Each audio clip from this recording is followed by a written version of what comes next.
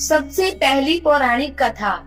पौराणिक एवं प्रचलित श्री गणेश कथा के अनुसार एक बार देवता कई विपदाओं में घिरे थे। तब वह मदद मांगने भगवान शिव के पास आए। उस समय शिव के साथ कार्तिकेय तथा गणेश जी भी बैठे थे। देवताओं की बात सुनकर शिव जी ने कार्तिकेय व गणेश जी से पूछा कि तुम में से कौन देवताओं के कष्टों का निवारण कर सकता है। तब कार्तिकेय व गणेश जी दोनों ने ही स्वयं को इस कार्य के लिए सक्षम बताया। इस पर भगवान शिव ने दोनों की परीक्षा लेते हुए कहा कि तुम दोनों में से जो सबसे पहले पृथ्वी की परिक्रमा करके आएगा वही देवताओं की मदद करने जाएगा। भगवान शिव के मुख से यह वचन सुनते ही कार्तिकेय अपने वाहन मोर पर बैठकर पृथ्वी की परिक्रमा के लिए निकल गए। परंतु गणेश जी सोच में पड़ गए कि वह चूहे के ऊपर चढ़कर सारी पृथ्वी की परिक्रमा कैसे करेंगे, तो इस कार्य में उन्हें बहुत समय लग जाएगा। तभी उन्हें एक उपाय सूझा।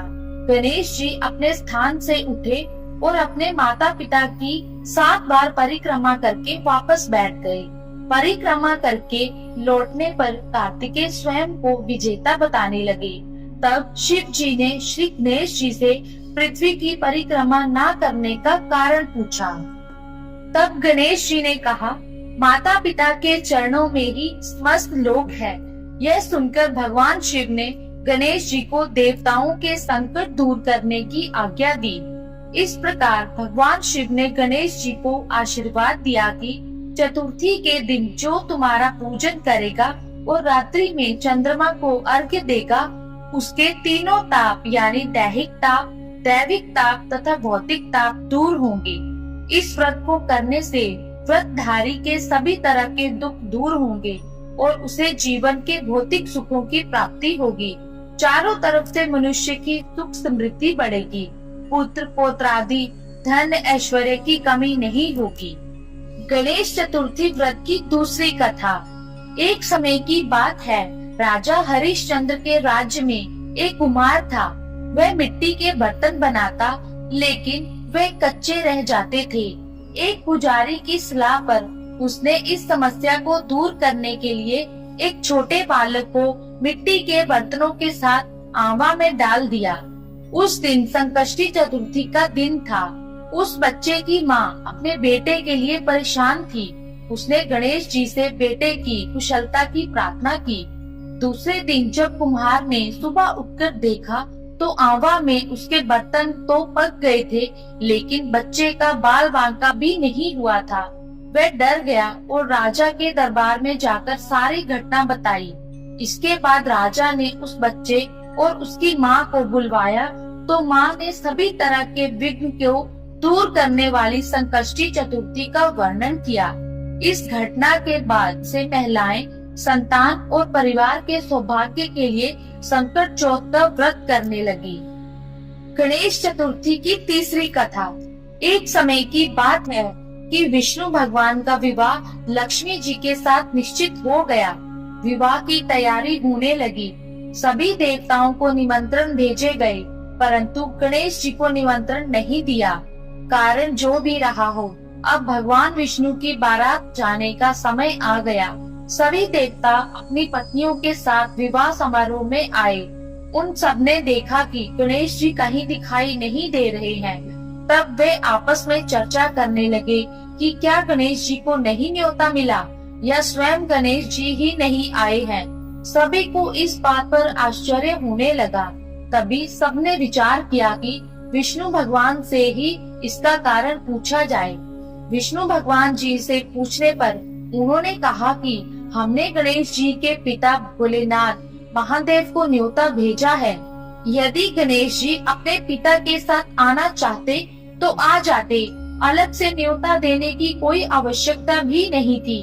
दूसरी बात यह है कि उनको 1.25 मन मूंग, 1.25 मन चावल, 1.25 मन घी और 1.25 मन लड्डू का भोजन दिन भर में चाहिए। यदि गणेश जी नहीं आएंगे तो कोई बात नहीं, दूसरे के घर जाकर इतना सारा खाना पीना अच्छा भी नहीं लगता। इतनी वार्ता कर ही रहे थे कि किसी एक ने सुझाव दिया, यदि गणेश जी आ भी जाएं तो उनको द्वारपाल बनाकर बैठा देंगे कि आप घर का ध्यान रखना। आप तो चूहे पर बैठकर धीरे धीरे चलोगे तो बारात से बहुत पीछे रह जाओगे। यह सुझाव भी सबको पसंद आ गया तो विष्णु जी भगवान ने भी अपनी सहमति दे दी। होना क्या था, इतने में गणेश जी वहां आ पहुँचे और उन्हें समझा बुझाकर घर की रखवाली करने बैठा दिया। बारात चल दी। तब नारद जी ने देखा कि गणेश जी तो दरवाजे पर ही बैठे हुए हैं, तो वे गणेश जी के पास गए और रुकने का कारण पूछा। गणेश जी कहने लगे कि विष्णु भगवान ने मेरा बहुत अपमान किया है।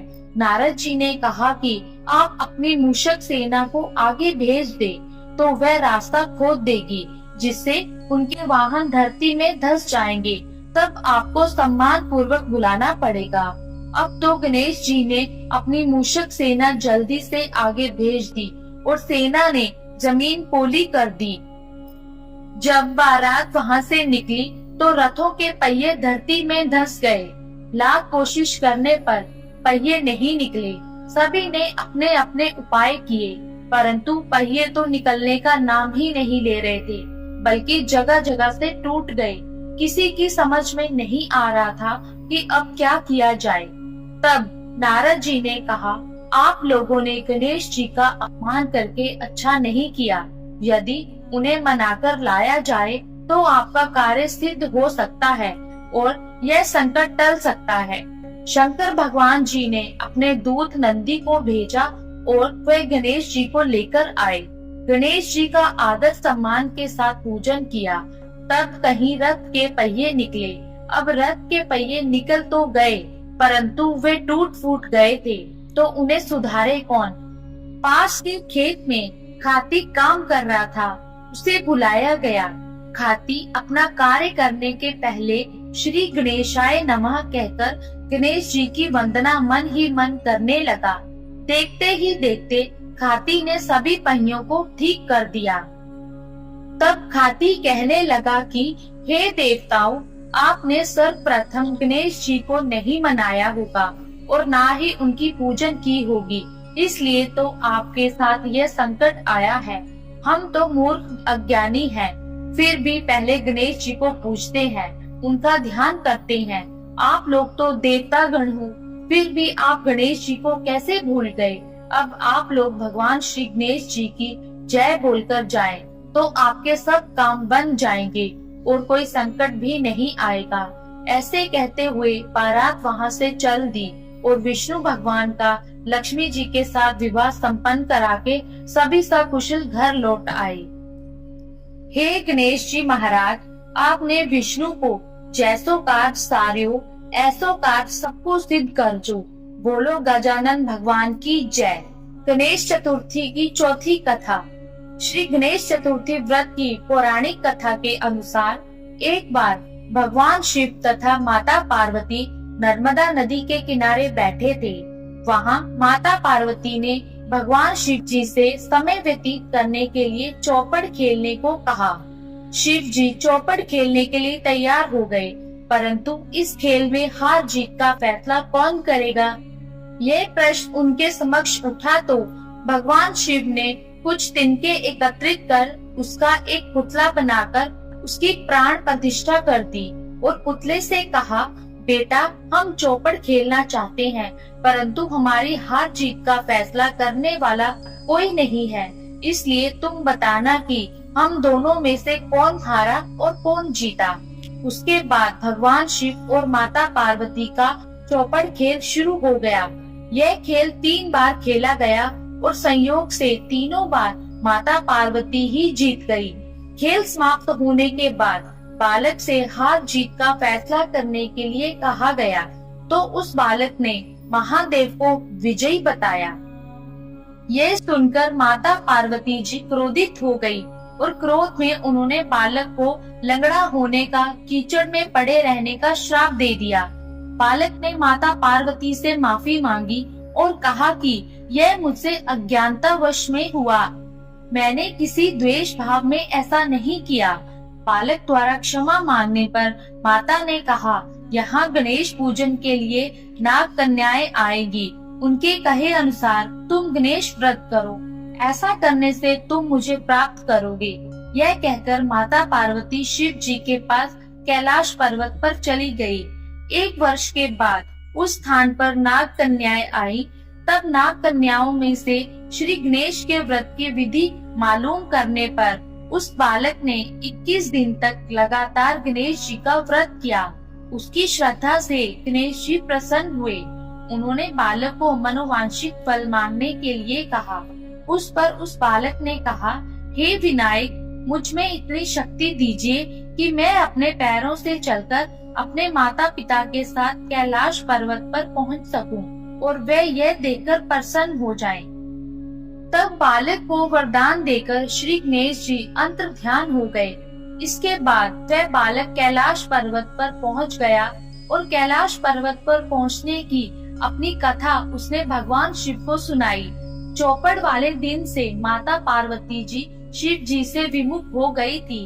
अतः देवी के रुष्ट होने पर भगवान शिव ने भी बालक के बताए अनुसार 21 दिनों तक श्री गणेश का व्रत किया।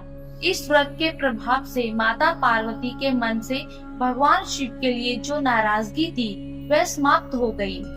तब यह व्रत विधि भगवान शंकर ने माता पार्वती को बताई। यह सुनकर माता पार्वती के मन में भी अपने पुत्र कार्तिकेय से मिलने की इच्छा जागृत हुई। तब माता पार्वती ने भी 21 दिन तक श्री गणेश जी का व्रत किया तथा ध्रुवा, फूल और लड्डुओं से गणेश जी का पूजन अर्चन किया। व्रत के 21वें दिन कार्तिकेय स्वयं माता पार्वती जी से मिलने आ गए। उस दिन से श्री गणेश चतुर्थी का यह व्रत समस्त मनोकामनाओं की पूर्ति करने वाला व्रत माना जाता है। इस व्रत को करने से मनुष्य के सारे कष्ट दूर होकर मनुष्य को समस्त सुख सुविधाएं प्राप्त होती है। तो ये थी गणेश चतुर्थी की 4 प्रमुख पौराणिक कथाएं। आप सभी को गणेश चतुर्थी की हार्दिक शुभकामनाएं। धन्यवाद।